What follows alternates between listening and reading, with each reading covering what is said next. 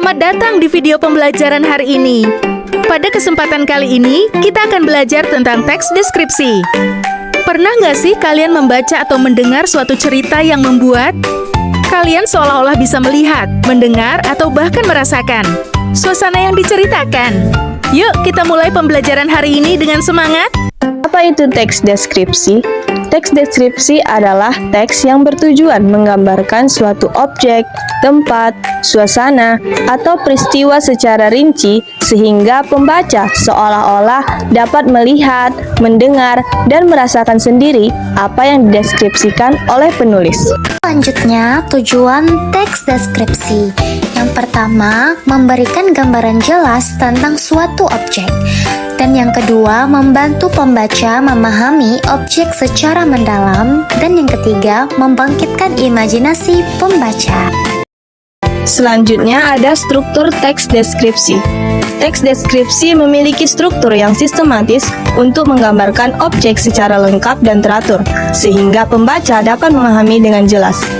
Ada beberapa struktur teks deskripsi, yaitu yang pertama, identifikasi atau pengenalan. Berisi pengenalan objek yang akan dideskripsikan, dan memberikan gambaran umum tentang objek.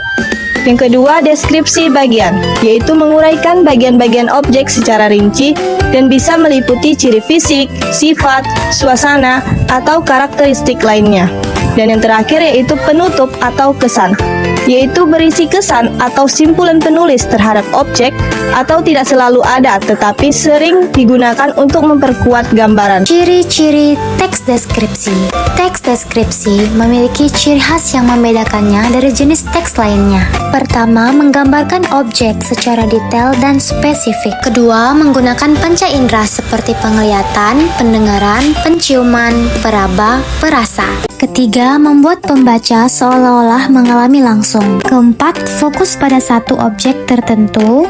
Dan yang terakhir, banyak menggunakan kata sifat atau adjektiva. Selanjutnya, kita masuk ke kaidah kebahasaan teks deskripsi. Kaidah kebahasaan adalah aturan penggunaan bahasa yang membuat teks deskripsi menjadi hidup dan menarik. Dengan memahami kaidah ini, kamu dapat menulis deskripsi yang memukau pembaca. Ada beberapa kaidah kebahasaan teks deskripsi, yaitu yang pertama menggunakan kata sifat. Contohnya, indah, besar, harum, sejuk. Yang kedua, menggunakan kata kerja yang menggambarkan. Contohnya, berkilau, mengalir, melambai. Yang ketiga, menggunakan majas atau gaya bahasa. Contohnya, seperti, bagaikan, laksana. Yang keempat, menggunakan kalimat rinci, yaitu menjelaskan objek secara mendalam. Dan yang kelima, menggunakan kata keterangan untuk memperjelas tempat, waktu, atau cara. Berikut contoh teks deskripsi dengan tema tradisi nasi hadap-hadapan dalam budaya Melayu Tanjung Balai. Pertama, identifikasi atau pengenalan. Paragraf pertama, penjelasan tentang apa itu nasi hadap-hadapan. Bagian ini termasuk identifikasi karena menjelaskan objek yang dibahas, yaitu tradisi nasi hadap-hadapan. Memaparkan tujuan tradisi seperti mempererat silaturahmi dan mengenalkan pengantin.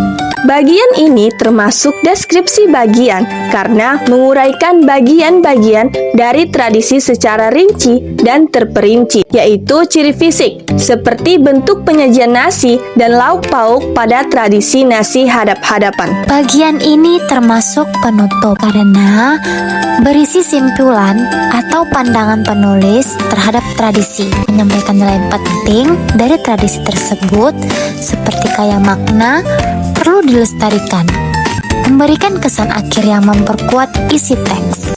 Hai, bagaimana pembelajaran tadi, seru kan? Terima kasih teman-teman sudah menonton video pembelajaran tentang teks deskripsi. Semoga materi yang disampaikan bermanfaat dan bisa membantu kalian lebih memahami ya. Sampai jumpa di pembelajaran berikutnya.